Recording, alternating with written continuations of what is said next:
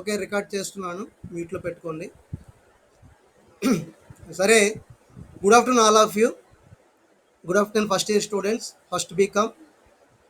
ఈరోజు మనం business organisation and management ఈ క్లాస్లో భాగంగా లాస్ట్ సెషన్లో మనం various types of organisational structures అనే దాని గురించి డిస్కస్ చేశాము.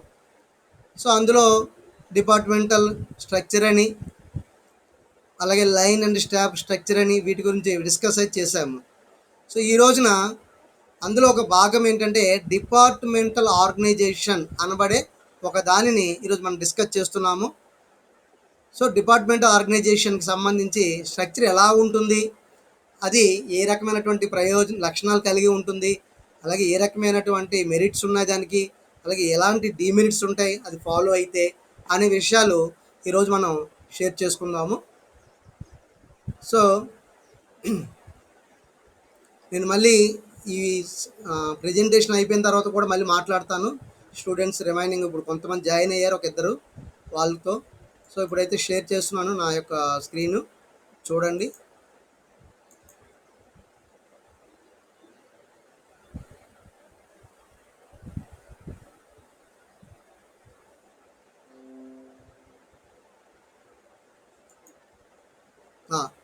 ఇది డిపార్ట్మెంటల్ వ్యవస్థ. ఇది కనబడుతుంది అందరికీ? Okay, thank you very much. Mute పెట్టేసుకున్నామా. డిపార్ట్మెంటల్ వ్యవస్థ అనేది వన్ ఆఫ్ ద మెథడ్స్. అది ఎస్టర్డే మనం ఆల్రెడీ చెప్పుకున్నాం దాని గురించే. అదేంటంటే స్ట్రక్చర్స్ అంటాం దాన్ని. అందులో ఒక స్ట్రక్చర్ పేరే డిపార్ట్మెంటల్ వ్యవస్థ. సో డిపార్ట్మెంటల్ అంటే ఇక్కడ ఏంటంటే విభాగాల వారీగా వ్యవస్థని నెలకొల్పడము. ప్రతిదానికి విభాగాన్ని ఒకటి ఏర్పాటు చేసుకొని దానికి ఒక మేనేజర్ని పెట్టుకొని పైనున్న మేనేజర్ యొక్క సలహాలు సూచనలతోటి సంస్థలను ముందుకు నడపడమే ఇక్కడ డిపార్ట్మెంటల్ వ్యవస్థ యొక్క లక్షణాలు. సో ఇప్పుడు దీన్ని ఒక 10 మార్క్స్ క్వశ్చన్గా ఇచ్చినప్పుడు ఎలా రాస్తాము, లక్షణాలు ఏమిటి, దాంట్లో సుగుణాలు ఏమిటి, ఉండే లోపాలు ఏమిటి, వీటి గురించి డిస్కస్ చేద్దాం. ఈ డిపార్ట్మెంటల్ వ్యవస్థ అనే పద్ధతిలో ఎలా ఉంటుందంటే ఒక స్ట్రక్చరు మనం ఆల్రెడీ ఎస్టర్డే చెప్పుకున్నాం. ఉన్నత స్థాయిలో ఉన్న వ్యక్తి అంటే టాప్ లెవెల్ మేనేజ్మెంట్లో ఎవరు ఉంటారంటే బోర్డ్ ఆఫ్ డైరెక్టర్స్ కానీ, వారి క్రింద జనరల్ మేనేజర్ కానీ లేదా మేనేజింగ్ డైరెక్టర్ ఎండి కానీ ఉంటారు టాప్ లెవెల్లో. అలాంటి ఒక ఉన్నత స్థాయిలో ఉన్న వ్యక్తి నుంచి అధికారము అంటే టాప్ మోస్ట్ ఉన్నటువంటి పర్సన్స్కి అధికారం పూర్తిగా ఉంటుంది. ఎలాంటి నిర్ణయాలైనా ఎవరినైనా వితిన్ ద మినిట్స్లో ఒక పెద్ద అధికారం చేసేయగలరు వాళ్ళకున్న స్కిల్స్ని గుర్తించి. కాబట్టి అలాంటి ఒక ఉన్నత స్థాయిలో ఉన్న వ్యక్తి నుంచి అధికారము క్రింది స్థాయిలో ఉన్నటువంటి వ్యక్తులకు ఒక వెర్టికల్గా, నేరుగా, తిన్నగా, ఊర్ధ్వముఖంగా ప్రవహించడాన్ని మనం ఈ డిపార్ట్మెంటల్ వ్యవస్థగా మనం చెప్పుకుంటాము. అంటే అదేంటి, పైనుంచి ఫ్రమ్ టాప్ టు బాటము ఒక వ్యక్తికి అలా అధికారం అనేది ఇవ్వబడుతూ ఉంటుంది. పై స్థాయిలో ఉన్న వ్యక్తులకు ఎక్కువగా ఉంటుంది, క్రింది స్థాయికి వెళ్ళే కొలది అధికారము పలచబడుతూ ఉంటుంది అన్నమాట. సో కొన్ని నిర్ణయాలు తీసుకున్న శక్తి కానీ, కొన్ని అంటే నిర్ణయాలు అంటే సలహాలు చెప్పే అవకాశాలు కానీ అలాగా తగ్గుతూ వస్తాయన్నమాట వారికి. సో ఇవి పై స్థాయిలో ఉన్నటువంటి వ్యక్తుల దగ్గర నుంచి లేదా అధికారుల దగ్గర నుంచి అధికారము దిగువ స్థాయిలో ఉన్నటువంటి వ్యక్తులకు నేరుగా ప్రవహించడం అనేది ఇక్కడ జరుగుతుంది. సో అథారిటీ అంటే ఇక్కడ అధికారము. Authority flows from the man at the top to the lowest man at the bottom through vertically. అంటే ఒక వెర్టికల్ లైన్లో ఫ్రమ్ టాప్ ఎండ్ టు అంటే లీస్ట్ ఇక్కడ ఎవరెవరైతే ఉంటారో వారందరికీ ఆ విధంగా అథారిటీని ఒక ప్రవహింపజేయటమే మనం ఈ యొక్క డిపార్ట్మెంటల్ వ్యవస్థ లేదా డిపార్ట్మెంటల్ ఆర్గనైజేషన్ అని చెప్పవచ్చును. అంటే ఇక్కడ ఏంటి, టాప్ లెవెల్లో ఉన్నటువంటి జనరల్ మేనేజర్ కానీ లేదా చీఫ్ ఎగ్జిక్యూటివ్ ఆఫీసర్ కానీ లేదా మేనేజింగ్ డైరెక్టర్ కానీ ఎవరు అంటే ఒక్కొక్క పేరుతో ఒక్కొక్క సంస్థలో ఉంటారు. అందరూ అన్ని సంస్థల్లోనూ ఒకే పేరుతో ఉండరు ఇక్కడ. కాబట్టి ఒక దగ్గర జనరల్ మేనేజర్ అంటే అదే స్థాయి అధికారిని ఇంకో దగ్గర మేనేజింగ్ డైరెక్టర్ అంటాము, మరో దగ్గర సిఇఓ అంటాము. అలా టాప్ లెవెల్ మేనేజ్మెంట్లో ఉన్నటువంటి జనరల్ మేనేజర్ దగ్గర నుంచి ఒక డిపార్ట్మెంట్ని అతని క్రింద ఏర్పాటు చేసి ఆ డిపార్ట్మెంట్కి ఒక మేనేజర్ని పెట్టి అతనికి కొంత అధికారాన్ని దత్తత చేస్తారు. ఆ తర్వాత డిపార్ట్మెంట్ మేనేజర్ నుంచి అతని క్రింద ఒక సూపరింటెండెంట్ ఉంటారు. సూపరింటెండెంట్ అంటే మరొక ఒక గుమస్తాలకు అధిపతిగా మరొక ఆయన ఉంటారు. సో అతనికి కొంత అధికారం ప్రదానమవుతుంది. తిరిగి అతని దిగువన ఒక అసిస్టెంట్ సూపరింటెండెంట్ అనే ఉంటారు. అసిస్టెంట్గా మరొక సూపరింటెండెంట్ని కూడా ఏర్పాటు చేసుకుంటారు. అతనికి వస్తుంది. మరి అతని దగ్గర నుంచి అతని దిగువన ఒక ఫోర్మెన్ ఉండొచ్చు. అతను అంటే అల్టిమేట్గా దిగువ స్థాయిలో ఉన్నటువంటి వర్కర్స్ని కానీ లేబర్స్ కానీ అతనే పూర్తిగా కంట్రోల్ చేస్తూ ఉంటాడు. ఆ ఫోర్మెన్ దగ్గర నుంచి చివరికి ఉండేటటువంటి వ్యక్తులు ఎవరు? శ్రామికులు ఉంటారు. వారిని మనం వర్కర్స్ అంటాం, లేబర్స్ అంటాం. వారికి ఒక ఒక ఊర్ధ్వముఖంగా ఒక ఆజ్ఞలు అనేవి ప్రవాహ రూపంలో నడుస్తూ ఉంటాయి. పైనుంచి అలాగా ఒకరి నుంచి ఒకరికి, ఒకరి నుంచి ఒకరికి, ఒకరి నుంచి ఒకరికి అలా క్రింది స్థాయికి ఆజ్ఞలు లేదా ఆర్డర్స్ అనేవి ఒక ఫ్లో లాగా నడుస్తూ ఉంటాయి. అలాగే ఉద్యోగస్తుల యొక్క ప్రమోషన్లు కూడా, అంటే ఇక్కడ ఒక్కొక్క స్థాయిలో ఒక్కొక్క రకమైనటువంటి పేరుతో ఉద్యోగి ఉంటాడు. మరి ఆ వ్యక్తికి కూడా ఇక్కడ ఏంటంటే ప్రమోషన్ అంటే దిగువ స్థాయిలో ఉన్నటువంటి వ్యక్తి అతనికి ఉండే అనుభవాన్ని బట్టి, అతనికి ఉన్నటువంటి ఆ విద్యా అర్హతను బట్టి, అతనికి ఎక్వైర్ చేసుకున్నటువంటి స్కిల్స్ని బట్టి అతనికి పైకి ప్రమోట్ చేస్తారు. పైకి అంటే నెక్స్ట్ ఉన్నటువంటి స్టేజ్కి. అలా ఒక శ్రామికుడుగా జాయినటువంటి వ్యక్తి ఫోర్మెన్ కావచ్చు, ఫోర్మెన్ అసిస్టెంట్ సూపరింటెండెంట్ కావచ్చు, అసిస్టెంట్ సూపరింటెండెంట్ ఒక సూపరింటెండెంట్గా వెళ్ళొచ్చు, సూపరింటెండెంట్ ఒక విభాగాధిపతిగా వెళ్ళొచ్చు, ఒక విభాగాధిపతి లేదా HOD head of the department ఇంకా టాప్ లెవెల్ ఉన్నటువంటి మేనేజర్గా కూడా వెళ్ళవచ్చును. ఇదంతా ఏంటంటే అతనికి ఆ యొక్క సంస్థలో అనుభవం పెరుగుతున్న కొలది, అలాగే అతనికి ఉన్నటువంటి అర్హతలు పెరుగుతున్న కొలది, అలాగే అతనికి ఉన్నటువంటి నైపుణ్యం అతను ఎక్వైర్ చేసుకుంటున్న కొలది, అతని యొక్క అంటే అతని బాధ్యతలు సంస్థలో ఏ విధంగా తీర్చుతున్నాడు, అతని విధులు ఏ విధంగా చేస్తున్నాడు, అలాగే అతని యొక్క ప్రాముఖ్యత సంస్థకి ఎలా ఉంటుంది. అందరూ ఒకలాగే ఉండరు అందరికీ, కానీ కొంతమంది మాత్రమే చాలా చురుకుగా చొరవను చూపిస్తూ వారు పై స్థాయి సిబ్బంది యొక్క కనుసన్నల్లో అంటే దృష్టిలో పడతారు. తప్పనిసరిగా అలాంటి వ్యక్తులకే ప్రమోషన్స్ అవి కూడా ఇవ్వటం అవి జరుగుతూ ఉంటాయి. మరి ఇక్కడ ఏంటి, ఈ ఉద్యోగస్తుల ప్రమోషన్లు కూడా ఒక స్థాయి నుంచి మరొక స్థాయికి. ప్రమోషన్ అంటే ఎప్పుడు క్రింది నుంచి పైకి వెళ్ళటం అంతే తప్ప పైనుంచి కిందకి తోసేయటం కాదు, కాబట్టి అది డిమోషన్ అంటాము. సో ఇక్కడ ప్రమోషన్ అనేది కూడా ఒక్కొక్క స్థాయిలో ఆ వ్యక్తికి ఉన్న అర్హత, ఆ వ్యక్తికి ఉన్న అనుభవం, అతను ఎక్వైర్ చేసిన స్కిల్స్ వీటన్నిటిని చూసి పై స్థాయికి అయితే ప్రమోట్ చేయబడతారు. అలాగే మరొక స్థాయికి జరుగుతూ ఉంటాయి ఇవన్నీ కూడా. అందువలనే ఈ యొక్క పద్ధతిలో ఏ పద్ధతి అది డిపార్ట్మెంటల్ ఆర్గనైజేషన్లో అధికార రేఖ తిన్నగా ఉంటుంది మరియు ఊర్ధ్వమైనది అని చెప్పుకోవచ్చు అనమాట. సో వెర్టికల్ లైన్ అంటాము. మరి అయితే ఈ డిపార్ట్మెంటల్ వ్యవస్థలో లేదా డిపార్ట్మెంటల్ ఆర్గనైజేషన్లో వస్తువులను బట్టి అంటే తయారవుతున్నటువంటి వస్తువులు లేదా వస్తు తయారీ ప్రక్రియలను బట్టి, ఆ తయారు చేస్తున్నటువంటి ప్రాసెస్ ఎట్లా ఉంటుందో దానిని బట్టి మనం వ్యాపార సంస్థను అవసరమైన డిపార్ట్మెంట్లుగా మనం మార్చుకుంటాం అన్నమాట. ఇక్కడ గమనించండి, ఒకానొక సంస్థ చిన్నదిగా ఉండి తక్కువ మొత్తాలని వస్తువులను ఉత్పత్తి చేస్తూ ఉంటే వాటికి 3 లేదా 4 డిపార్ట్మెంట్లు సరిపోతాయి. కొనుగోలు విభాగం అని, ఉత్పత్తి విభాగం అని, అమ్మకాల విభాగం అని, ఇలాగేదో. అదే ప్రక్రియ పెద్దదిగా ఉండి, సంస్థ చాలా పెద్దదిగా ఉండి, జరుగుతున్న వ్యవహారాలు చాలా ఎక్కువగా ఉంటే అప్పుడు ఈ యొక్క డిపార్ట్మెంటల్ వ్యవస్థలో వ్యాపార సంస్థని వీలైనన్ని ఎక్కువ డిపార్ట్మెంట్లుగా విభజించవలసి ఉంటుంది. ఎందుకనంటే విధులు కూడా ఎక్కువగా ఉంటాయి సంస్థ యొక్క పరిమాణం పెద్దదిగా ఉంటాయి. సో సంస్థ పరిమాణం పెద్దదిగా ఉన్నప్పుడు వారు నెరవేర్చవలసినటువంటి విధులు ఎక్కువగా ఉంటే అప్పుడు వీలైన విధులను ఏం చేయాలంటే మనం డిపార్ట్మెంట్లుగా విభజించుకోవాల్సినటువంటి అవసరం ఉంటుంది.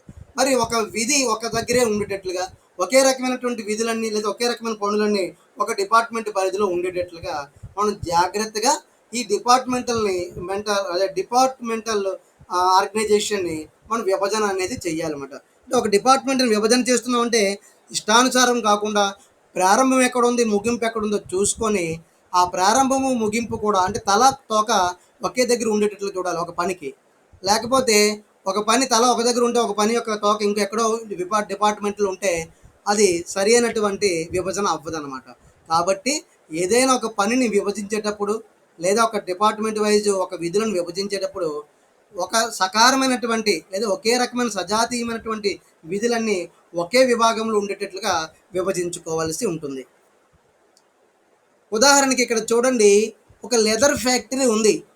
లెదర్ ఫ్యాక్టరీ అంటే తోలు పరిశ్రమ అంటాం మనం. అటువంటి ఒక లెదర్ ఫ్యాక్టరీని మనం ఉదాహరణగా ఇక్కడ తీసుకుంటే, వారు లెదర్ తోటి బూట్లు తయారు చేస్తారు, అలాగే సూట్ కేసులు తయారు చేస్తారు, బ్యాగులు, అలాగే చెప్పల్స్ కూడా తయారు చేస్తారు. మరి అయితే మనం ఇక్కడ గమనిస్తే, ఒక లెదర్తో ఆ కంపెనీ బూట్లు తయారు చేసిందా, సూట్ కేసులు తయారు చేసిందా, చెప్పల్స్ తయారు చేసిందా, ఇంకా మరి బ్యాగులు కూడా ఏమైనా తయారు చేస్తుందా? లేదు, బ్యాగులు తయారు చేసి ఈ మూడో తయారు చేస్తుంది అనుకుందాం. వెంటనే అప్పుడు ఆ లెదర్ ఫ్యాక్టరీ ఏం చేస్తుంది? బూట్లు తయారీకి సంబంధించిన విషయాలన్నింటినీ ఒక విభాగంగా చేస్తుంది. దాన్ని బూట్ల విభాగము అంటాం అక్కడ. ఆ తరువాత సూట్ కేసులు తయారు చేసే విభాగంలో దానికి సంబంధించిన ప్రక్రియ అంతా దాంట్లో ఒక విభాగం కింద చేస్తాం, అంటే సూట్ కేసుల విభాగం అంటాము. ఆ తర్వాత చెప్పల్స్, మనకి చెప్పులు వేసుకుంటాం చూసారా, ఆ తోలు చెప్పులు తయారు చేస్తే ఆ చెప్పుల్స్ అన్నీ తయారీ ఉన్నటువంటి ఒక విభాగానికి సంబంధించి చెప్పల్స్ విభాగం అంటాం. అంటే ఒకే ఫ్యాక్టరీలో, ఒక లెదర్ ఫ్యాక్టరీలో బూట్ల విభాగం అని, సూట్ కేసుల విభాగం అని, చెప్పల్స్ విభాగం అని మూడింటిగా డివైడ్ చేసాను అనుకుందాం. సో అది ఇంకా విధులు ఎక్కువగా ఉన్నాయనుకోండి ఇంకోటి అవుతుంది అప్పుడు. కానీ ఇక్కడ మూడింటిని ఉదాహరణగా మనం చెప్పుకున్నాం. మరి అయితే ఈ అన్ని విభాగాల మీద మరి ఏ విభాగానికి ఆ విభాగాన్ని ఒక జనరల్ మేనేజర్ని పెట్టి అన్ని విభాగాల మీద ఏ విభాగానికి ఆ విభాగానికి ఒక మేనేజర్ని పెడతాము. ఈ 3 రకాల విభాగాలకి పైన ఒక జనరల్ మేనేజర్ ఉంటారు. అతని పైగా బోర్డ్ ఆఫ్ డైరెక్టర్స్ ఉండొచ్చును. మరి అయితే జనరల్ మేనేజర్ ఏం చేస్తాడు? ప్రతి డిపార్ట్మెంట్కు ఒక డిపార్ట్మెంట్ మేనేజర్ని ఏర్పాటు చేస్తాడు. అతనికి కూడా అనుభవాన్ని పెట్టి ఎవరైతే ఈ యొక్క డిపార్ట్మెంట్ని బాగా చక్కగా నడపగలుగుతారో, ఆ రకమైనటువంటి శిక్షణ ఎవరికి ఉన్నదో, అలాగే ఆ రకమైనటువంటి స్కిల్స్ ఎవరికి ఉన్నాయో చూసి అతడిని డిపార్ట్మెంట్కి మేనేజర్గా పెట్టడం చేస్తారు. ఎవరు? General manager. ఇప్పుడు ఇక్కడ ఏంటి, వీరు ఆ పైన ఉన్న జనరల్ మేనేజర్ యొక్క ఆజ్ఞలను, ఆర్డర్స్ను, కమాండ్స్ను మనం తీసుకొని దానికి అనుగుణంగా డిపార్ట్మెంట్ మేనేజర్ పనిచేయడం అది చేస్తాడు. ఇప్పుడు డిపార్ట్మెంట్ మేనేజర్కి పూర్తి స్థాయి అధికారం ఇవ్వడం జరుగుతుంది. దేని మీద? డిపార్ట్మెంట్ మొత్తం మీద. సో అలా జనరల్ మేనేజర్ ఏం చేస్తారంటే ఓన్లీ తన డిపార్ట్మెంట్ మీద కొన్ని ప్రయోగాత్మకంగా కొన్ని రకాలైనటువంటి అధికారాన్ని అక్కడ ప్రదానం చేయడం జరుగుతుంది. ఇప్పుడు తన విభాగము అంటే జనరల్ మేనేజర్ నుంచి ఒక మేనేజర్గా ఏర్పాటు చేయబడి అతనికి ఒక డిపార్ట్మెంట్ని అప్పగిస్తే, ఉదాహరణకి ఒక చెప్పల్స్ విభాగం అవ్వచ్చు, ఒక సూట్ కేసుల విభాగం అవ్వచ్చు, లేదా ఒక రకమైన బూట్ల విభాగం అవ్వచ్చు, ఏదైనా ఒక విభాగము ఇంకా ఉంటే ఇంకా ఉంటాయి.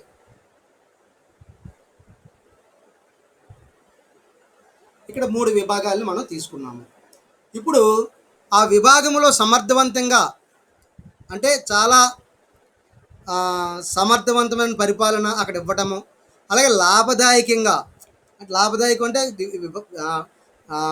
విభాగానికే కాదు తద్వారా సంస్థకు కూడా లాభదాయకత ఉండేటట్లుగా, అలాగే ఏ రకమైనటువంటి లోపాలు లేకుండా సక్రమంగా పనిచేయడానికి ఆ డిపార్ట్మెంటల్ హెడ్ లేదా విభాగ అధిపతి సంపూర్ణమైన బాధ్యత వహించాలి. అతడికే మొత్తం బాధ్యత ఉంటుంది. అక్కడ మంచి జరిగినా అతనే తీసుకుంటాడు, చెడు జరిగినా అతనికే బాధ్యత వహించాలి. అది ఇక ఆ విభాగానికి కావలసినటువంటి ముడి పదార్థాలను, అలాగే ఇతర అవసరమైనటువంటి వస్తువులు, మరి ఆ డిపార్ట్మెంట్లో ఉదాహరణకు సూట్లు తయారు చేసేది అనుకుందాం, లేదా సూట్ కేసులు తయారు చేసేది అనుకుందాం, లేదా బూట్లు తయారు చేసేది అనుకుందాం, లేదా చెప్పల్స్ తయారు చేస్తుంది అనుకుందాం. ఆ డిపార్ట్మెంటు ఏది తయారు చేస్తుందో దానికి ఏ లెదర్ కావాలో అలాంటి వాటిని ముడి పదార్థాలని ఆ వస్తువులది కొనుగోలు చేయాల్సి ఉంటుంది. అంటే ముడి పదార్థాలు ఇంకా అవసరమైనటువంటి వస్తువుల్ని కూడా ఆ డిపార్ట్మెంటే కొనుగోలు చేసుకోవాలి. అలాగే సిబ్బందిని ఎన్నిక చేసుకుంటుంది. అందులో ఆ డిపార్ట్మెంట్లో కొంతమంది సిబ్బందిని ఎన్నిక చేసుకొని వారికి శిక్షణ ఇస్తుంది. ఆల్రెడీ సిబ్బంది విభాగం కూడా అక్కడ ఉంటే ఆ సిబ్బందికి వాళ్ళే కనుక ట్రైనింగ్ ఇచ్చేస్తే ఆ ట్రైనింగ్ ఇచ్చినటువంటి సిబ్బందినే ఈ యొక్క విభాగం అధిపతి కొంతమందిని తీసుకోవడం జరుగుతుందన్నమాట. ఇక్కడ మనం గమనిస్తే వస్తువు యొక్క ఉత్పత్తిని, అలాగే తయారైన తర్వాత వాటిని అమ్మకాల యొక్క వ్యవహారాలని ఎవరు అంటే ఏ డిపార్ట్మెంట్ హెడ్ ఉన్నాడో ఆ డిపార్ట్మెంట్ హెడ్డే పూర్తిగా చూసుకోవాల్సినటువంటి అవసరం ఉంటుంది. ఇక డిపార్ట్మెంట్ హెడ్ అంటే పైన జరుగుతున్నటువంటి విషయాలకి బాధ్యత వహిస్తూ, దిగువన జరుగుతున్నటువంటి విషయాలని కూడా అధికార ప్రదానం చేస్తూ అతడు వస్తుత్పత్తి చేపట్టడం అనేది. ఇలా వస్తు ఉత్పత్తిని, వాటి అమ్మకాలు, వ్యవహారాలని ఈ యొక్క విభాగపు అధిపతే పరిశీలించడం అనేది చేస్తాడు. నెక్స్ట్, ఒక శాస్త్రీయమైనటువంటి పద్ధతిలో, అంటే శాస్త్రీయమైనటువంటి పద్ధతులు అంటే డెబిట్ ఏంటి, క్రెడిట్ ఏమిటి, వేటికి డెబిట్లు ఇవ్వాలి, ఏటికి అంటే ఇలా ఒక అకౌంటింగ్ యొక్క శాస్త్రము ఎట్లా ఏమని చెప్పిందో ఆ శాస్త్రంకి అనుగుణంగా అనమాట శాస్త్రీయమైన పద్ధతి అంటే. ఇలా లెక్కల తయారీ అయితే చూడవాలను. ఇక్కడ గమనించండి, ప్రతిదానికి కూడా ఒక వ్యవహారం అనుకుంటే ఆ వ్యవహారానికి ఒక చిట్టపద్దు ఉంటుంది. ఆ చిట్టపద్దులు రాయటము, వాటిని ఖాతాలలోనికి తీసుకురావటము, తిరిగి వాటిని ఏంటంటే ఒక అంకణంలోకి తీసుకురావడము, అంకణం నుండి ఒక ముగింపు లెక్కల్లోకి తీసుకుని వెళ్ళడము, తద్వారా అక్కడ లాభము నష్టాన్ని లెక్కించటము, ఆస్తులు అప్పులు ఎంత ఉన్నాయో తెలుసుకోవడము, ఇవన్నీ కూడా శాస్త్రీయమైనటువంటి పద్ధతిలో లెక్కలు తయారు చూడడం కూడా ఆ విభాగ అధిపతికే ఉంటుందన్నమాట. ఇక అతను ఏం చేస్తాడు, తన విభాగము స్వయం సమృద్ధి అంటే ఇతరులపైన ఆధారపడకుండా తన డిపార్ట్మెంట్లోనే తనకు కావలసినటువంటి అన్ని రకాలైనటువంటి ఒక సూచనలు కానివ్వండి, సలహాలు కానివ్వండి, వనరులు కానివ్వండి, విత్తము కానివ్వండి, అన్నీ ఉండేటట్లుగా అతడు ఆ రకంగా ఒక సమర్థవంతమైన నాయకుడిగాను అతడు చూసుకుంటాడు. తద్వారా సెల్ఫ్ సఫిషియెంట్గా ఆ సంస్థ నిలబడేటట్లుగా చూసుకుంటాడు అనమాట. సెల్ఫ్ సఫిషియెంట్ అంటే ఒకరిపైన ఆధారపడి లేదు, వారికి కావలసినటువంటి అన్ని రకాల వనరులు వారే సమకూర్చుకుంటున్నారు అనేటటువంటిదే ఇక్కడ విభాగము అని అర్థం అనమాట.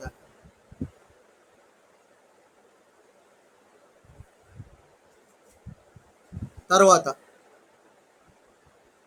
ఇక్కడ ఒక పట్టికను చూడండి. ఒక సూట్ కేసుల విభాగము, ఒక బూట్ల విభాగము, ఒక చెప్పల్స్ విభాగము జనరల్ మేనేజర్ కింద ఉంటుంది అనుకున్నాము. వాటికి కూడా ఒక మేనేజర్ నియమిస్తాడు అనుకున్నాం. దానిని ఒక లైన్ పద్ధతి కింద మనం ఇక్కడ చూపించుకుంటున్నాం. సో దీన్ని డిపార్ట్మెంట్ వైజ్ ఆర్గనైజేషన్ కూడా అంటారు.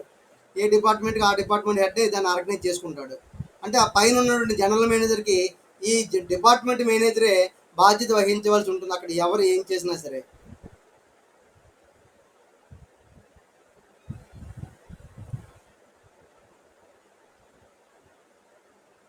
ఇక్కడ చూడండి, లైన్ పద్ధతిని చూపించేటటువంటి పద్ధతి. ముందుగా జనరల్ మేనేజర్ ఉంటాడు టాప్ లెవెల్లో. అతని దిగువకి ముగ్గురు మేనేజర్లు పెట్టుకున్నాడు. Manager 1, manager 2, manager 3. ఆ మేనేజర్కి బూట్ల విభాగం అప్పగించాడు. మరొక రెండవ మేనేజర్కి సూట్ కేసుల విభాగం అప్పగించాడు. మరొక మూడవ మేనేజర్కి చెప్పల్స్ విభాగం అప్పగించాడు. సో ఈ విభాగాన్ని మీరు సమర్థవంతంగా నిర్వహించండి అని వారికి కొంత అధికారాన్ని కూడా ప్రదానం చేశాడు. సో వీళ్ళు ఏం చేశారు, తన క్రింద సూపరింటెండెంట్స్ని ఏర్పాటు చేసుకున్నారు. ఇలా సూపరింటెండెంట్ అనే అతన్ని ఏర్పాటు చేసుకొని వాళ్ళకి కొంత ఈ మేనేజరు మళ్ళీ అధికారాన్ని ప్రదానం చేస్తాడు. అంటే అధికారం అనేది కంటికి కనిపించదు, కానీ అమలు చేయడానికి అవసరమైనది అనమాట. అది ఏదైనా ఒక రకమైనటువంటి నిర్ణయాన్ని తక్కువ సమయంలోనే తీసుకోవడానికి ఎక్కడికక్కడ ఈ రకమైనటువంటి అధికార ప్రదానం ఎంతో ఉపయోగపడుతుంది అనమాట. అలాగే సూపరింటెండెంట్ కిందన ఒక ఫోర్మెన్ అంటే మనకు తెలుసు, వాస్తవానికి పనులు చేయిస్తాడు దగ్గరుండి అందరి చేత. అతను కూడా ఆ దిగువ స్థాయిలో సిబ్బందులతో పాటు కలిసిపోయి ఉంటాడు. ఇలా ఫోర్మెన్. సో అతని దిగువన శ్రామికులు లేదా వర్కర్స్, ఇలా మనం లేబర్ అని కూడా అనుకుంటాం, వాళ్ళని శ్రామికులు అన్నాం చక్కగా. సో ఇలా వర్కర్స్, వారిపైన ఫోర్మెన్ ఉంటారు, వారిపైన సూపరింటెండెంట్ ఉంటారు, వారిపైన విభాగ అధిపతి లేదా జనరల్ మేనేజర్ ఉంటారు, మేనేజర్ పైన జనరల్ మేనేజర్ ఉన్నారు అలా. సో ఇప్పుడు వీళ్ళు ప్రమోషన్ ఇచ్చేటప్పుడు కూడా శ్రామికుడు బాగా వస్తే ఫోర్మెన్ అవ్వచ్చు, ఫోర్మెన్ సూపరింటెండెంట్ అవ్వచ్చు, ఇతడు ఆ యొక్క విభాగ అధిపతి యొక్క మేనేజర్ అవ్వచ్చు. అలా మేనేజరు జనరల్ మేనేజర్ స్థాయికి కూడా వెళ్ళటానికైతే అవకాశము ఉంటుందన్నమాట. సో ఇది పట్టిక. మరి ఇక్కడ మనం ఇంకొక బయట ఉన్నటువంటి ఒక పట్టిక కూడా తీసుకొని చూద్దాము. ఇది చూడు, మీరు అందరూ కనబడుతుంది అనుకుంటున్నాను. కొన్ని సంస్థల్లో ఈ విధంగా జనరల్ మేనేజర్ అని కాకుండా సిఈఓ అనే పేరుతో ఉంటారు కొన్నిట్లో. సిఈఓ అంటే చీఫ్ ఎగ్జిక్యూటివ్ ఆఫీసర్, ముఖ్య పరిపాలన అధికారి అని, లేదా ముఖ్య కార్యనిర్వహణ అధికారి అని అంటాం అతన్ని. ఇప్పుడు ఇలా ఒక సంస్థలో కొన్ని రకాలైనటువంటి ఆరోగ్యకరమైన, అందానికి ఉపయోగపడే, ఆహారానికి ఉపయోగపడే, విత్తమునకు లేదా పరిపాలనకు సంబంధించినటువంటి కొన్ని విభాగాలు ఏర్పాటు చేశాడు ఆ సీఈఓ. ఏర్పాటు చేసి హెల్త్ డిపార్ట్మెంట్ అక్కడ ఒక మేనేజర్ని పెట్టాడు. బ్యూటీ డిపార్ట్మెంట్ ఇక్కడ ఒక మేనేజర్ని పెట్టాడు. ఫుడ్ డిపార్ట్మెంట్ ఇక్కడ ఒక మేనేజర్ని పెట్టాడు. అడ్మిన్ అండ్ ఫైనాన్స్ అనే పేరుతో అడ్మినిస్ట్రేషన్ అండ్ ఫైనాన్స్ ఒక డిపార్ట్మెంట్ ఉంటుంది. దానికి కూడా ఒక్కోసారి అడ్మినిస్ట్రేషన్నే అక్కడ ఉన్నటువంటి వ్యక్తులు చూసుకుంటే ప్రత్యేకించి బయట వ్యక్తులు అవసరం ఉండదు. కానీ ఇక్కడ బయట ఆ సంస్థగా అనుకుంటే అడ్మిన్ అండ్ ఫైనాన్స్ అనే ఒక విభాగానికి ఇక్కడ ఒక మేనేజర్ ఉన్నారు. సో ఆ మేనేజర్ దిగువన health, beauty, food, admin and finance అని 4 మేనేజర్ల యొక్క విభాగాలు ఉన్నాయి. ఇప్పుడు విభాగాల అధిపతికి సీఈఓ ఏం చేస్తారు? కొంత అధికారాన్ని ప్రదానం చేస్తారు. సో అతను హెల్త్లో చూసుకుంటే అతని దిగువన మరొక 5 అధికారులు లాంటి వాళ్ళు ఉన్నారు. వారు ఎవరు?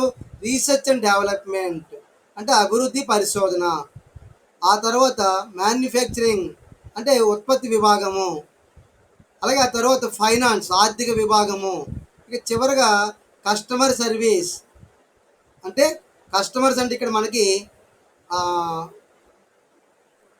అంటే మన వస్తువునే కొనుగోలు చేసినటువంటి వ్యక్తి, అతనికి మనం ఇచ్చేటటువంటి సర్వీస్ అనమాట. దాన్ని మనం వినియోగదారుడిగా చెప్పుకుంటాము. అటువంటి వినియోగదారుడు లేదా ఖాతాదారుడు అంటాము. ఆ ఖాతాదారుడికి మనం చేసిన సర్వీస్ని మనం ఇలాగా చెప్పుకోవడం జరుగుతుంది.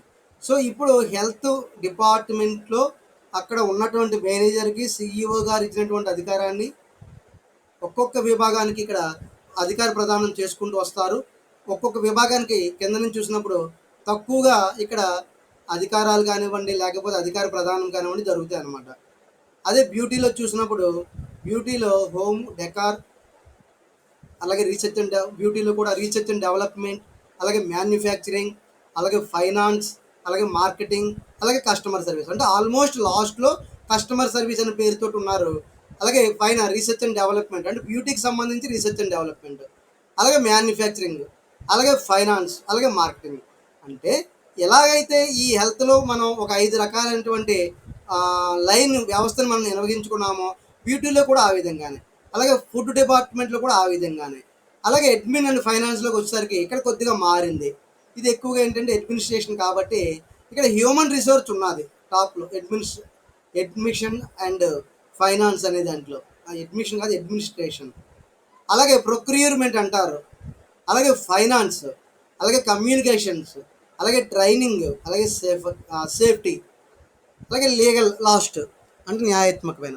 ఇవి ఇక్కడ సిఈఓ క్రింద కొన్ని విభాగాలు ఏర్పాటు చేసి ఆ విభాగాల కింద మరికొన్ని లైన్ వ్యవస్థలను ఏర్పాటు చేసుకుంటే అది మనం డిపార్ట్మెంటల్ ఆర్గనైజేషన్ అని చెప్పవచ్చు. అంటే ఈ విధంగా ఎడం చేతి పక్క ఉన్నటువంటి అంతా ఒక డిపార్ట్మెంట్ చూసుకుంటుంది, కుడి చేతి పక్క ఉన్నటువంటి అడ్మిన్ అంటే ఒక డిపార్ట్మెంట్, ఫుడ్ అంతా ఒకటి, బ్యూటీ అంతా ఒకటి, ఇలాగా ఆయా డిపార్ట్మెంట్లే అందులో ఉన్నటువంటి ప్రతి విషయాన్ని కూడా నమోదు చేసుకుంటే అదే వాళ్ళు చూసుకునే బాధ్యతగా చూసుకుంటే ఇక ఈ రకమైన పట్టిక వస్తుంది. దీన్నే డిపార్ట్మెంటల్ ఆర్గనైజేషన్ స్ట్రక్చర్గా మనం చెప్పుకుంటాం. సో మళ్ళీ మనం మన క్వశ్చన్లోకి వెళ్దాము. ఒకసారి ఎవరైనా వచ్చారేమో చూద్దాము. అరుణ్ కుమారి గాడి.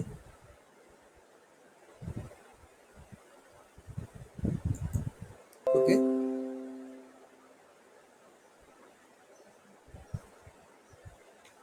మరి ఈ డిపార్ట్మెంటల్ వ్యవస్థలో ఏ రకమైన సుగుణాలు ఉంటాయి అంటే మెరిట్స్, ప్రయోజనాలు అని కూడా అంటాం మనం దీన్ని. ఇది ఒక సంస్థ ఉపయోగించడం వల్ల ఆ సంస్థకి ఇటువంటి ప్రయోజనాలు కలుగుతాయి, అలాగే ఈ పద్ధతి ఎంతవరకు మంచిది అనేది కూడా మనం గమనించవచ్చు. ఈ పద్ధతి అంటే డిపార్ట్మెంటల్ ఆర్గనైజేషన్ అనే ఈ పద్ధతి ప్రవేశపెట్టడం చాలా సులభము. ఉద్యోగస్తులు కష్టం లేకుండా వ్యవస్థాక్రమమును ఈజీగా అర్థం చేసుకోగలడానికి అవకాశం ఉంటుంది. అంటే ఇక్కడ చూడండి, ఇందాక చెప్పిన రెండింటిలో కూడా ఒక బూట్ల విభాగం చూస్తే వారి కింద ఒక సంస్థ, వారి కింద ఒక సంస్థ, ఈ విధంగా తక్కువగా ఉన్నటువంటి ఒక ఆర్గనైజేషనల్ స్ట్రక్చర్ అయితే మనకు కనబడింది. మరి ఈ పద్ధతిని ప్రవేశపెట్టడము అతి సులభమని, ఉద్యోగస్తులు ఇక్కడ ఏదైనా విషయాన్ని నేర్చుకోవడము ఏమీ అవసరం లేదని, కష్టం లేకుండా ఈ యొక్క వ్యవస్థా క్రమాన్ని ఈజీగా అర్థం చేసుకోవచ్చని, మన పైన ఎవరున్నారు, మన దిగువన ఎవరున్నారు, మన దిగువన పైనుంచి వచ్చినటువంటి సూచనలు ఏమిటి, దిగువన ఉన్నటువంటి వ్యక్తికి మనం ఏవి సూచన ఇస్తాము, ఇటువంటి విషయాలు మనకి చెప్పడం జరుగుతుంది కూడా. నెక్స్ట్, ఈ పద్ధతిలో ఏకీకృత నియంత్రణ గమనించండి. ఏ పద్ధతి ఇది? డిపార్ట్మెంటల్ ఆర్గనైజేషన్, మరి విభాగాల వారీగా వ్యవస్థలు. ఈ పద్ధతిలో ఏకీకృత నియంత్రణ అంటే యూనిఫైడ్ కంట్రోల్, అంటే మొత్తం అందరి నుంచి వచ్చేటటువంటి ఆ రకమైనటువంటి ఆ బాధ్యతలను ఎప్పటికప్పుడు ఒకే ఒక దగ్గర నుంచి కంట్రోల్ చేయడానికి, అది కూడా సిఇఓ లెవెల్లో లేదా జనరల్ మేనేజర్ లెవెల్లో లేదా మేనేజింగ్ డైరెక్టర్ లెవెల్లో ఒక యూనిఫైడ్ కంట్రోల్ అనేది మనం సాధించడానికి అవకాశం ఉంటుందన్నమాట. అది అలాగే ఉద్యోగులలో క్రమశిక్షణ, ఎవరైతే ఈ రకంగా పైనుంచి క్రింద వరకు కూడా అధికార ప్రదానం చేయబడుతూ ఒక ఉద్యోగులు నియమించబడ్డారో ఆ ఉద్యోగులు ఒక క్రమశిక్షణ ఉండాలి. వినయ విధేయతలు పెంపొందుతాయి ఈ విధంగా చేయడం వల్ల. పైన ఉన్నటువంటి వ్యక్తులు, మన సీనియర్స్, మన సుపీరియర్స్, వాళ్ళు మనం గౌరవిస్తూ మన క్రింద ఉన్నటువంటి వ్యక్తి యొక్క గౌరవాన్ని మనం పొందాలి అంటే మనం ఎంతో చక్కగా క్రమశిక్షణతోటి వినయ విధేయులతోటి ఉద్యోగం చేయాలనే విషయం వాళ్ళకి తెలుస్తుంది. అలాగే అధికారుల అభిమానం, అధికారులు అంటే మన పైన ఉన్నవారు, మన పైన ఉన్నటువంటి వ్యక్తుల యొక్క అభిమానాన్ని చూరగొనటానికి ఈ క్రింది ఉద్యోగస్తులు బాగా కష్టపడి పని చేయవలసినటువంటి అవసరం ఉంది.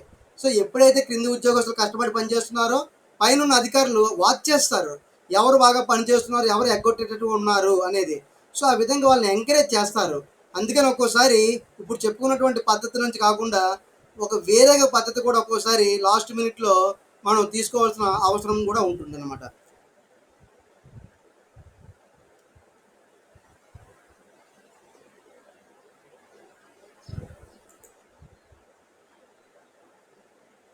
ఓకే, నెక్స్ట్ తరువాత ప్రతి ఉద్యోగి ఎవరైతే పైనుంచి క్రిందకి వస్తూ ఉన్నారో ఆ ఉద్యోగులందరూ కూడా వారికి ఇవ్వబడిన విధులు, వారు చేయవలసిన బాధ్యతలు స్పష్టంగా నిర్వచింపాలి. వాళ్ళకి ఏ వర్క్ ఇచ్చామో అది రాయాలి మాస్టర్ రోల్లో. అలాగే మాస్టర్ రోల్ అంటారు, అందులో ఎవరికి ఏ పని అప్పగించో, ఎవరు ఎన్ని రోజులు చేస్తారు, ఇవన్నీ కూడా బాధ్యతలు స్పష్టంగా నిర్వచించాలి. విధులు ఇవ్వడమే కాకుండా బాధ్యతలు కూడా స్పష్టంగా చెప్పి వారికి కొంత అధికారాన్ని అప్పగించి దానికి అనుగుణంగా ఆ పనులు అయ్యేటట్టు చూడటం అనేదే ఇక్కడ ప్రతి ఉద్యోగికి విధులు బాధ్యతలు స్పష్టంగా నిర్వచించడం అంటారు. ఎవరు జవాబుదారీగా ఉంటారో తెలిసిపోతుంది. అంటే ఎవరికి అప్పగించామో తెలిసినప్పుడు అక్కడ ఏదైనా ఒక లోపం జరిగింది, వర్క్ పూర్తిగా అవ్వలేదు, సో వారే జవాబుదారీతనం వహిస్తారు. కాబట్టి ఇక్కడ మనకు తెలిసిపోతుంది ఎవరికి మనం ఈ యొక్క అధికారాన్ని ఇచ్చాము, ఈ బాధ్యతలు అప్పగించాము, ఎవరు ఈ విధంగా చక్కగా పనులు సక్రమంగా చేశారు, మరి ఎవరికి ఈ రకమైన పన్ను వలన మనం సక్రమంగా జరుగుతున్నా లేదో పరిశీలించవచ్చును. అలాగే డిపార్ట్మెంట్ మేనేజరు సర్వస్వతంత్రుడుగా ఉంటాడు. అంటే తన పైనుంచి ఆర్డర్లు పొందుతాడు, కానీ క్రింది వారితో పోల్చినప్పుడు అతడు సర్వస్వతంత్రంగా ఉంటాడు. అతనికి ఇవ్వబడినటువంటి ఆ బాధ్యత కొరకు, ఆ విధుల కొరకు అతడే నిర్ణయిస్తాడు నిర్ణయాలను. అవి కూడా శీఘ్రంగా తీసుకుంటాడు, వాటిని అమల్లో పెడతాడు. అంటే అవి ఒక్కోసారి ఒక విషయం యొక్క నిర్ణయాలు ఏ విధంగా తీసుకోబడతాయి అనేది కూడా ఇక్కడ దీన్ని మనం చూడవచ్చు. సో డిపార్ట్మెంట్ మేనేజర్కి ఇందులో సర్వస్వతంత్రంగా ఉంటాడు, నిర్ణయాలు శీఘ్రంగా తీసుకుంటాడు, తిరిగి అవసరమైనప్పుడు అమల్లో పెట్టడం కూడా మనం గమనించవచ్చు. అలాగే 6 వ్యాపార స్థితిగతులు. వ్యాపార స్థితిగతులు ఏదైతే వ్యాపారంలో స్థితిగతులు ఉన్నాయో, ఒక పనులు ఉన్నాయో అలాంటి వాటిని మనకి అనుకూలంగా మనం మార్చుకోవడానికి ఇక్కడ అవకాశము వీరి వైపు ఉంటుంది. అనుకూలంగా మార్చడం అంటే మనం ఈ యొక్క ప్లేస్ నుంచి మనకి ఇవ్వబడినటువంటి ఆ బాధ్యతలన్నీ ఎక్కడ ఉన్నాయో తెలుసుకొని వాటిని మనం అంటే మార్చుకోవడానికి అవకాశం ఉంటుంది. అలాగే ఒక డిపార్ట్మెంటు ఒక వ్యక్తి యొక్క అజమాయిషిలోనే ఉంటుంది కూడా. అది కూడా ఎవరు? జనరల్ మేనేజర్ అనుకుంటే అతని క్రింద అసిస్టెంట్ మేనేజర్, అతని కింద ఈ విధమైనటువంటి ఒక డిపార్ట్మెంటల్ మేనేజర్ కూడా ఉండటం జరుగుతుంది. ఈ విధంగా ఒక డిపార్ట్మెంట్లో ఉన్నటువంటి వ్యక్తికి అజమాయిషి అనేది అదే డిపార్ట్మెంట్ యొక్క వ్యక్తి పైన మాత్రమే ఉంటుందని చెప్పవచ్చు. కాబట్టి ఉద్యోగులందరూ కూడా డిపార్ట్మెంట్లో చేరి వారి మధ్య సమన్వయం ఏర్పాటు చేసుకొని వారి మధ్య సహకారం ఉండేటట్టు చేసుకొని అలాగే మనం అనుకున్నటువంటి ఫలితాలని సాధించడానికి అవకాశం అయితే వస్తుంది. అలాగే కొన్ని లోపాలు కూడా ఉంటాయి, వాటిని గమనిద్దాం. లోపాలు అంటే మనకు తెలుసు, ఎలాంటి ఒక వ్యవస్థలోనైనా ఎట్లాంటి ఒక మంచిగా చెప్పుకోబడినటువంటి ఒక స్ట్రక్చర్ని మనం ఇంప్లిమెంట్ చేస్తూ ఉన్నా, అయితే ఇక్కడ తప్పనిసరిగా ఏదో ఒక రూపంలో లోపం అయితే ఆ సంస్థకి వస్తూ ఉంటుందన్నమాట. మరి ఇక్కడ కూడా డిపార్ట్మెంట్లకు సంబంధించినటువంటి లోపాలు ఏమిటి వస్తున్నాయి, ఒక డిపార్ట్మెంట్ లోటస్కి సంబంధించినటువంటి లోపాలు ఏమైనా ఉన్నాయా అని తెలుసుకుందాము. ఇక్కడ కూడా డిపార్ట్మెంట్కి సంబంధించిన అన్ని పనులు కూడా ఆ డిపార్ట్మెంట్ మేనేజర్ ఒక్కడే చూసుకోవాలి. మరి అతనికి వర్కర్స్ అయితే ఉంటారు, కానీ అతను ఏం చేస్తాడంటే ఆ సమగ్రమైనటువంటి నివేదిక రావడానికి అతడు అలాగే అతని నెత్తిన ఏ ఏ రకమైనటువంటి పనులు ఉన్నాయో చూసుకుంటే దాన్ని బట్టి ఒక వ్యక్తి చేయాల్సిన పనులు మించి పనులు కూడా ఉంటాయి. ఆ మేనేజర్కి అది మోయలేని బరువు అయిపోతుంది. అలాగే లోపాలు రెండో పాయింట్, ఇందులో ప్రత్యేకీకరణ అనేది ఉండదు. ఎందుకు ఉండదంటే ఏ డిపార్ట్మెంట్కి ఆ డిపార్ట్మెంట్ ఇక్కడ మనం ఏర్పాటు చేసుకున్నాం కాబట్టి ఒక ప్రత్యేకీకరణ అంటూ ఏమీ ఉండదు. అది ఏం చేస్తుందో ఆ పనిని ఆ డిపార్ట్మెంట్లు చేస్తాయి. మరి అయితే డిపార్ట్మెంట్ మేనేజర్ కూడా అన్ని రంగాల్లోనూ కూడా ప్రవేశం ఉంటుంది. ఎందుకంటే సూట్ కేసులు తయారు చేస్తున్నటువంటి వ్యక్తులు చెప్పల్స్ తయారు చేసే పరిశ్రమలో కూడా వెళ్ళగలడు, అలాగే ఇక్కడ బూట్లు తయారు చేసే పరిశ్రమలో కూడా రాగలడు. కాకపోతే ప్రవేశం అయితే ఉంటుంది, కానీ డీప్గా అది ఎలాగ మనం చేయగలం అనే ఒక ప్రావీణ్యం అయితే ఉండదన్నమాట. అందుకని చాలామంది అంటారు ఇతనికి 14 భాషల్లో ప్రవేశం ఉంది, కానీ ఎందులో కూడా ప్రావీణ్యం అయితే లేదు అంటారు. అంటే ఇప్పుడు మనం అన్ని సబ్జెక్టులు చదువుకొని వెళ్ళినప్పుడు అన్నీ మనం చూసేము, కానీ ఏది కూడా మనం బాగా రాసేంత బాగా చదవలేదు అని చెప్పుకోవచ్చు అనమాట. అలాగనమాట ఇక్కడ కూడా డిపార్ట్మెంట్ మేనేజర్కి అన్ని రంగాల్లో కూడా ప్రవేశం ఉంటుంది, ఎందుకంటే అన్నిటి గురించి అతను తెలుసుకుంటూ ఉంటాడు, కానీ ఏ రంగంలో కూడా అతను ప్రావీణ్యం ఉండదు దానివలన. కాబట్టి మనం డిపార్ట్మెంట్ మేనేజర్గా పెట్టిన వ్యక్తికి ఆ డిపార్ట్మెంట్కి అప్పగించినటువంటి పని పట్ల పూర్తి ప్రావీణ్యం ఉండేటట్లు అతడు మెరుగుపరుచుకోవాలి తన యొక్క నైపుణ్యాల్ని. అలాగే సరి అయిన మరియు సమగ్రమైనటువంటి సమాచారాన్ని సేకరించి తద్వారా ఆ డిపార్ట్మెంట్లో చక్కగా వ్యవహారాలు జరపడానికి అవకాశం ఉండేటట్లు చూసుకోవాలి. ఎప్పుడైతే సమాచారం సేకరించకపోతే అక్కడ ఆ వ్యవహారాలు జరపడానికి అవకాశం ఉండదు. ఎందువలన ప్రతి పని పట్ల కూడా ఒకానొక రకమైనటువంటి సమాచారం అయితే ఉంటుంది. ఈ సమాచారాన్ని చాలా జాగ్రత్తగా పైనున్న అధికారుల దగ్గర నుంచి మనం సేకరించుకోవాలి. వాటిని అమలు చేయడం ద్వారా మనం ఆ పని సక్రమంగా అయ్యేటట్లు చూసుకోవాలి. మరి ఇక్కడ లోపం ఏంటంటే సమగ్రమైన సమాచారాన్ని మనం సేకరించి దాన్ని సరిగ్గా సేకరించడం లేకపోవడం జాగ్రత్తగా, అలాగే అమలు చేయకపోవడం ఉంటే అక్కడ ఆ వస్తువు ఉత్పత్తి జరగదు. ఇలా పై అధికారి ఆజ్ఞను క్రింది అధికారి వినయ విధేయులతోటి అది మంచిదా లేదా అమలు చేయడానికి మంచి కాదా అనే ఒక విచక్షణ అనేది లేకుండా అమలుపరచవలసిన అవసరం అయితే ఇక్కడ ఉంటుంది. అలాగే ఈ వ్యవస్థలో ఉద్యోగి వర్గము ఒక దొరతనము. ఇక్కడ చూడండి, ఉద్యోగులందరూ ఎప్పుడైతే అధికారాలు ఇక్కడికి వచ్చేసాయో వాళ్ళు ఒక దొరతనానికి, అంటే మేమే అధికారులం, మా కింద మీరు చచ్చినట్టు పనిచేయాలి అని అధికార దర్పంతో వాళ్ళు ఉంటారన్నమాట. అలాంటి ఒక వర్గాన్ని మనం బ్యూరోక్రసీ అంటాము. ఆ వ్యక్తుల్ని బ్యూరోక్రాట్స్ అంటామన్నమాట. అంటే అధికార దొరతనం అంటారు వీటిని. అంటే పెద్ద పెద్ద ఉద్యోగస్తులు వారు ఈ మిగతా వారి పట్ల అంటే వీళ్ళని అసలు కన్నెత్తి చూడటం కూడా చెయ్యరు. వీరు మనకంటే చాలా దిగువ స్థాయిలో ఉన్నటువంటి సిబ్బంది అనేటటువంటి ఒక అపోహలో ఉంటారు వీళ్ళు. కాబట్టి దీన్ని బ్యూరోక్రాట్స్ అంటారు వాళ్ళని. మామూలుగా అయితే ఆ వ్యవస్థని బ్యూరోక్రసీ అంటారు. సో బ్యూరోక్రసీ అనేది మనము లాస్ట్ మినిట్లో అది ఏదైతే విషయాలు ఉన్నాయో వాటిని తెలుసుకోవడానికి ఉంటుంది. నెక్స్ట్ ఎర్రపట్టి విధానము. ఇక్కడ ఎర్రపట్టి విధానం అంటే దాన్ని రెడ్ టైపిజం అంటారు. ఇక్కడ కూడా చాలా ఒక పైనుంచి క్రిందికి అధికారం, అలాగే పైనుంచి క్రిందికి ఒక సూచన లేదా ఆర్డర్ లేదా కమాండ్ ఎలా ఉంటుందంటే ఒక ఫైల్ పెట్టి ఆ ఫైల్లో ఆ పేపర్ను పెట్టి దానిపైన ఈ విధంగా 2 రెడ్ టేపులు ఉంటాయి చూసారు కదా. అర్జెంట్ అని ఉంటుంది, నార్మల్ అని ఉంటుంది. అలా అర్జెంట్ నార్మల్ ఉన్న 2 రకాలైనటువంటి ఆ రకమైన స్లైడ్స్ని పెట్టుకొని ఒక అట్ట మీద ఈ ఈ యొక్క ఫైల్ పెట్టి ఆ ఫైల్ మీద ఇది అర్జెంటుగా ఇది చూడాలి అంటే అర్జెంట్ అని పెడతారు, నార్మల్గా చూసినా పర్వాలేదు ఈ ఫైల్ అంటే నార్మల్గా అని ఉంటుంది. అలా ప్రతిదాన్ని ఎర్రపట్టీలు వేయటము, అంటే ఎర్రపట్టీలు వేసి దానికి ఒక ఫైల్ ఏర్పాటు చేయడం అనే దాన్ని రెడ్ టేపిజం అంటారు ప్రతి దానికి కూడా. అది ఎర్రపట్టి విధానం. ఈ సంస్థ ఇలాంటి ఒక వ్యవస్థలో అది పెరిగే అవకాశం ఉంటుంది. నెక్స్ట్ బంధు పక్షపాతము. బంధు పక్షపాతం అంటే తన బంధువులే తన సంస్థలోకి ఉండాలని వారిని రిక్రూట్ చేసుకుంటూ వారికి ఉద్యోగ అవకాశం కల్పించుకుంటూ వారికి ఏ రకమైనటువంటి స్కిల్స్ లేకపోయినా అతన్ని కూడా ఉద్యోగంలో తీసుకొచ్చి ఒక వ్యక్తులు బంధు పక్షపాతానికి కానీ ఫీల్ అయితే, అంటే మ్యాక్సిమం జరగదు, ఒకవేళ అలా జరిగితే అప్పుడు దాన్ని నెపోటిజం అంటారు. అంటే సంస్థ మొత్తం తన బంధువులతో నింపేస్తూ ఉంటారు. తమ బంధువుల్ని పెట్టుకొని వారిని బంధుపక్షపాతంతో అభివృద్ధి చేయడానికి ట్రై చేస్తారు. అది నెపోటిజం అంటారు. ఇప్పుడు చూడండి సినిమా ఫీల్డ్లో కూడా ఈ విధంగా ఒకరు బాగా ఉన్నటువంటి టాప్లో ఉన్నటువంటి హీరో తన కొడుకుల్ని తన మనవల్ని లేకపోతే తనకున్నట్టు మేనల్లుని వీళ్ళందరినీ ఏ విధంగా అయితే ఒక ఫీల్డ్లోకి తీసుకొస్తారో అదే నెపోటిజం అంటుంటారు. అంటే ఇక ఎవరిని ఎదగనివ్వకుండా మిగతా వాళ్ళ యొక్క హీరోల్ని ఎదిగేటట్లుగా చేస్తూ ఉంటారని వింటుంటాం కదా. అది ఇక్కడ ఉదాహరణగా చెప్పుకుంటాం. ఇక్కడ కూడా ఏంటంటే ప్రతి దశలో కూడా తమ ఉద్యోగస్తులనే పెట్టుకొని తమ బంధువులను ఉద్యోగులకు పెట్టుకొని ఆ విధంగా సంస్థ మొత్తాన్ని కూడా బంధుపక్షపాతానికి గురి చేయడం దాన్ని నెపోటిజం అంటారు. అలాగే ఆశ్రిత పక్షపాతము, తను ఆశ్రయించి ఎవరైనా వస్తే వారి పట్ల ఫేవరెటిజం చూడటము. అంటే అతను మనకు బంధువు కాదు, కానీ అతను మనల్ని ఆశ్రయించాడు.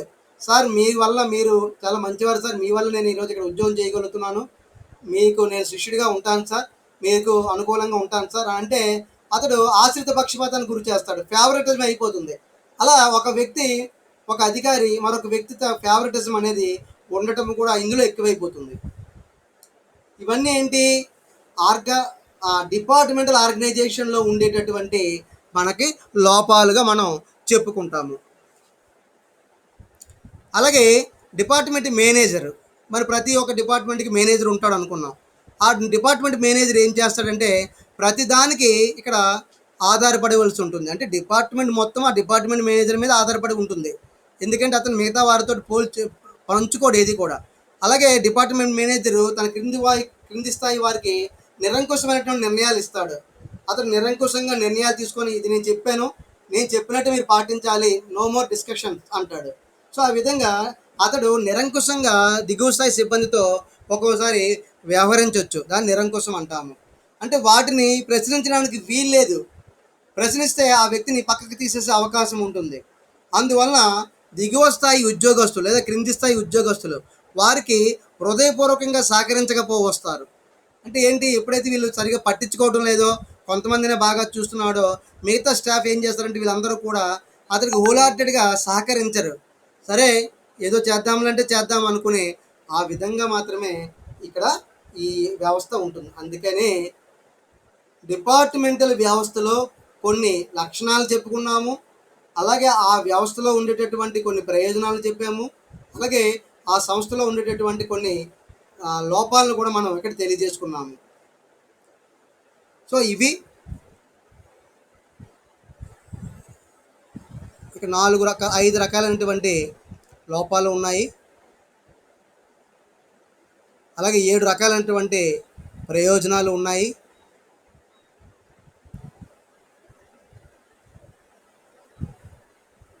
అలాగే ఒక పట్టిక ఉంది.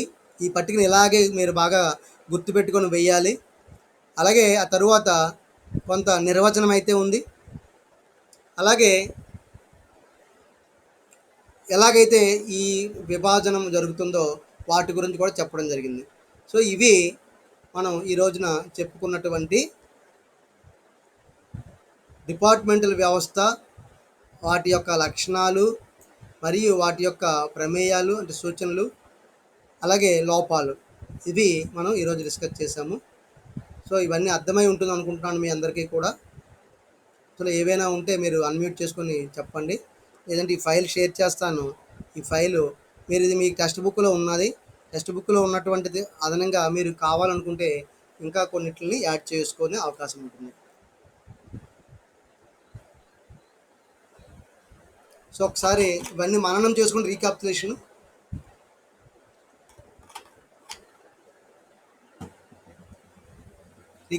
చేసుకోండి ఒకసారి ఏమేమి ఉన్నాయో.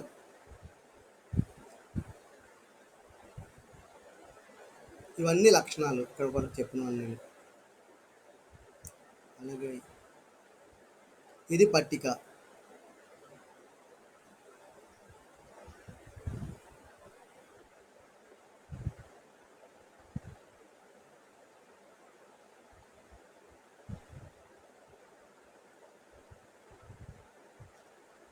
సరే, అయిపోయింది ఇక్కడతో. సో ఈ ఫైల్ షేర్ చేస్తున్నాను. ఇక్కడతో మనం ప్రెజెంటేషన్ కంప్లీట్ చేసేద్దాం. నాకు కూడా నెక్స్ట్ క్లాస్ ఉంది. మీకు కూడా తెలుగు సార్ నెక్స్ట్ క్లాస్కి రమ్మని ఉంటారు. సో వెళ్ళండి అక్కడికి.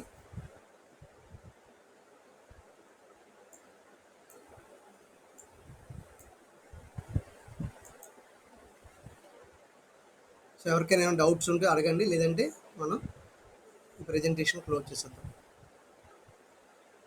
నిన్ననే చెప్పాను, మళ్ళీ మళ్ళీ చెప్తున్నాను, అటెండెన్స్ అయితే చాలా తక్కువగా ఉంటుంది. మరి మనం ఎన్రోల్డ్ పర్సన్స్ అంటే స్టూడెంట్స్తో పోల్చి చూసుకున్నప్పుడు మరి అటెండ్ అవుతున్నటువంటి వ్యక్తులు అయితే చాలా తక్కువ మంది ఉన్నారు. మీరు మీ ఫ్రెండ్స్ ఎవరైనా ఉంటే వాళ్ళందరికీ కూడా తెలియజేయండి. ఓకేనా? Thank you all of you.